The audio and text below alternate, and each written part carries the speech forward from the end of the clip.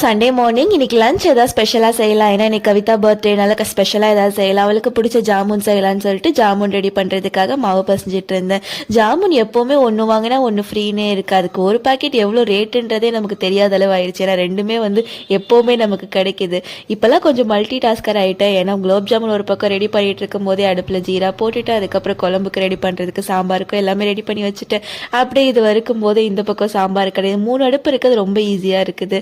அதனால் ஃபர்ஸ்ட் ஜாமுன் தான் முடிஞ்சதுக்கப்புறமா பருப்பு கடைஞ்சி சாம்பார் ரெடி பண்ணி வச்சுட்டேன். அம்மா பேலன்ஸ் இருக்க சாம்பார், அதுக்கப்புறம் அக்கா சிக்கன் 65 அதெல்லாமே அம்மா பண்ணி முடிச்சிட்டாங்க. முடிச்சதுக்கப்புறமா சாப்பிட்டுட்டு கேக் ஆர்டர் பண்ணி கவிதாவை ரெடிப்பாக சொல்லிட்டு கேக் கட் பண்ணிவிட்டு எல்லோரும் ஒன்றா உட்காந்து சாப்பிட்டு அவள் பிளெஸிங்ஸ்லாம் வாங்கிட்டு இருந்தா. இந்த பர்த்டே 25th பர்த்டே அவளுக்கு எல்லோரும் விஷ் பண்ணிடுங்க. ஹாப்பி பர்த்டே கவிதா, இந்த இயர் உனக்கு சூப்பராக இருக்கணும்.